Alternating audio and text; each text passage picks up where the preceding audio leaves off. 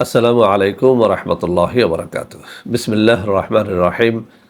আলহামদুলিল্লাহি রাব্বিল আলামিন ওয়াল আকিবাতু লিল মুত্তাকিন ওয়াসসালাতু ওয়াসসালামু আলা নাবিয়্যিহি মুহাম্মাদিন ওয়া আলিহি ওয়া আসহাবিহি আজমাইন। আম্মা বা'দ। সম্মানিত দিনদার ভাই বোনেরা, আজ আমি আপনাদের জন্য অত্যন্ত চমৎকার একটা ভিডিও নিয়ে হাজির হয়েছি। বন্ধুরা আমার, বেশ কয়েকদিন পর্যন্ত আমার কিছু ভাই ও বোন অত্যন্ত জটিল, কঠিন এবং একটা যন্ত্রণাদায়ক একটা বিষয় নিয়ে আমাকে কিছু কথা বলার জন্য বারবার রিকোয়েস্ট করেছেন। বিশেষ করে অনেক বোনেরা ফোন করে বলেছেন যে, স্যার, স্বামীকে পরকীয়ার হাত থেকে বাঁচানোর যদি সত্যিকার অর্থে কোনো ভালো আমল থাকে একটু যেন শেয়ার করেন। আবার অনেক ভাইরাও এই কথাটা বলে থাকেন, মাঝে মধ্যেই বলে থাকেন যে, স্যার, স্ত্রী পরকীয়ায় লিপ্ত, কোনোভাবেই তাকে ফেরানো যাচ্ছে না। তো বন্ধুরা আমার, এই পরকীয়া এখন একটা সামাজিক ব্যাধিতে রূপান্তরিত হয়েছে। আমি বহু কান্না আমাদের বোনদের শুনেছি, আবার বহু কান্না আমাদের ভাইদেরও শুনেছি। বাস্তবতায় দোয়া করা ছাড়া আমাদের আর কোনো পথ থাকে না। তদুপরিও আজকে আমি আপনাদের জন্য এই সমস্ত সমস্যার যারা জর্জরিত আছেন তাদের জন্য আল্লাহ রাব্বুল আলামিনের ৯৯টি নাম থেকে একটা ছোট্ট নাম শেয়ার করব। আমি এই জিনিসটি বহু কিতাবের মধ্যে পেয়েছি, শুধু পাই নেই, বাস্তব জীবনে এরকম বহু মানুষকে এই দোয়াটি শিখিয়ে আলহামদুলিল্লাহ তাদের মুখ থেকেই প্রশংসা করিয়েছি।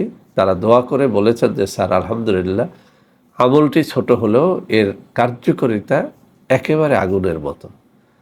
তো বন্ধুরা আমার, আমলটি কি? আল্লাহ রাব্বুল আলামিনের একটা নাম, ইয়া ওয়াদুদু। এই ইয়া ওয়াদুদু শব্দটার অর্থ কি? হে প্রেমময় খোদা, হে প্রেমময় খোদা, হে প্রেমময় খোদা, ইয়া ওয়াদুদু। আপনি যখন মন দিয়ে এই কালামটি জপতে থাকবেন, আপনি পরীক্ষা করে দেখেন, মাত্র ১ সপ্তাহ, ২ সপ্তাহ, ৩ সপ্তাহ, ৪ সপ্তাহ, সর্বোচ্চ ৪১ দিন এই কালামটি আপনি জপ করে দেখেন। আমি চ্যালেঞ্জ দিয়ে বলছি, যার স্ত্রী পরকীয়া করে সে পরকীয়া থেকে বাধ্য হয়ে ফিরে আসবে ইনশাআল্লাহ।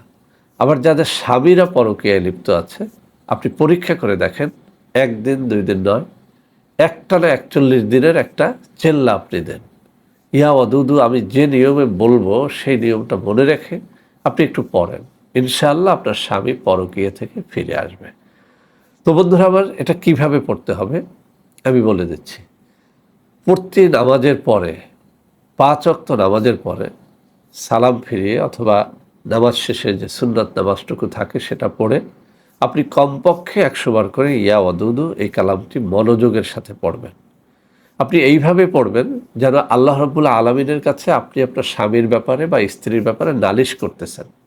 আল্লাহ আপনার নালিশ শুনতেছে আর আপনাকে জবাব দিচ্ছে। প্রত্যেকটি বাক্য আপনি ওইভাবে মনোযোগের সাথে পড়েন, এভাবে পড়েন, ইয়া ওয়াদুদু, ইয়া ওয়াদুদু, ইয়া ওয়াদুদু, ইয়া ওয়াদুদু, ইয়া ওয়াদুদু, ইয়া ওয়াদুদু। অর্থাৎ আপনি এমনভাবে কায় মনোবাক্যে আল্লাহকে হাজার নাজের জেনে পড়বেন, আপনি যেন আল্লাহ রাব্বুল আলামিনের কাছে নালিশ দিচ্ছেন আপনার স্ত্রীর ব্যাপারে অথবা স্বামীর ব্যাপারে। তো বন্ধুরা আমার, এভাবে আপনি ৫ ওয়াক্ত নামাজের পরে ১০০ বার করে পাঠ করেন, ৫০০ বার হবে দৈনিক। এভাবে ৪১ দিন কমপক্ষে পড়েন। আমি চ্যালেঞ্জ দিয়ে বলছি, বহু মানুষকে এই কালামটি আমি এই পদ্ধতিতে পড়তে বলেছি আর তারা এর দ্বারা কামিয়াব হয়ে গেছে আলহামদুলিল্লাহ। তো বন্ধুরা আমার, এটা একটা পদ্ধতি। আরেকটা কিতাবের মধ্যে এই পদ্ধতিটির কথা বলা হয়েছে। এশার নামাজের পরে আপনি ৫০০ বার এই কালামটি পড়বেন, ইয়া ওয়াদুদু এই কালামটি ৫০০ বার পড়বেন। শুরুতে কয়েকবার দুরূদ শরীফ পড়বেন, শেষে কয়েকবার দুরূদ শরীফ পড়বেন এবং সর্বশেষে মোনাজাতে আল্লাহ রাব্বুল আলামিনের কাছে আপনি আপনার অভিযোগটা পেশ করবেন। এভাবে ৪১ দিন। একটা মাসলা এখানে আমি বলে দিচ্ছি, অনেক মা বোনেরা বলে থাকেন যে, স্যার, আপনি অনেক দোয়া দরুদ শিখান, কিন্তু আমরা তো একটা নির্ধারিত সময়ে শরীর খারাপের মধ্যে দিয়ে যায়, অর্থাৎ প্রতি মাসে তাদের যে পিরিয়ডটি হয় সেই সময় তারা কিভাবে পাঠ করবে। তো বন্ধুরা আমার, এই মাসলাটা সবাই জেনে নেন। আমরা আমাদের মা বোনদেরকে এই মাসলাটি ভালো করে বুঝিয়ে দেব। কয়েকটা জিনিস থেকে মূলত আল্লাহ রাব্বুল আলামিন মাসিকের অবস্থায় আমাদেরকে বারণ করেছেন, যেমন নামাজ পড়তে, কোরআন তেলাওয়াত করতে, তাওয়াফ করতে, এরকম কয়েকটা বিষয়। বাকি মাসনুন দোয়া দরুদগুলো কিন্তু এই মাসিকের অবস্থায়ও পড়া যায়। অতএব যারা এই আমলটি শুরু করবেন মাসিকের অবস্থায় তারা এটি অবশ্যই চালু রাখবেন। কিভাবে চালু রাখবেন? যখনই আজান হবে আপনি নামাজ পড়বেন না, কিন্তু উজু করবেন, এরপরে জায়নামাজে বসবেন, কিবলামুখী হয়ে এই আমলটি করতে থাকবেন। তো বন্ধুরা আমার দুটো আমল আমি শিখালাম, একটা হচ্ছে 5 ওয়াক্ত নামাজের পরে, আর একটা হচ্ছে প্রতিদিন এশার নামাজের পরে 500 বার করে ইয়া ওয়াদুদু এই কালামটি পড়বেন। কিছু কিছু কিতাবের মধ্যে এটি তাহাজ্জুদের সময় পড়ার কথা বলা হয়েছে। যারা একেবারে জটিল কঠিন এই পরকীয়া আক্রান্ত, আমি তাদেরকে বলবো আপনারা যেন তাহাজ্জুদের বাদে অর্থাৎ ভোর রাত্রে জেগে এই দোয়াটি পড়েন। আমরা সবাই জানি যে তাহাজ্জুদের সময় দোয়া কবুল হয়। আল্লাহ রাব্বুল আলামিন তখন বান্দাকে ডেকে ডেকে বলতে থাকেন যে তোমার সমস্যা কি, তুমি আমাকে খুলে বলো। তো আল্লাহ যখন ডাকেন সেই সময়টাতে আপনি যদি সাড়া দেন সেটাই হবে আপনার জন্য সব থেকে সুন্দর সময়। ভোর রাত্রে জেগে আপনি 2 রাকাত তাহাজ্জুদের নামাজ পড়তে পারলে পড়েন, 4 রাকাত পড়তে পারলে পড়েন। এরপরে আপনি কায়ামনোবাক্যে কমপক্ষে 100 বার, পারলে 500 বার ইয়া ওয়াদুদু এই কালামটি পড়েন।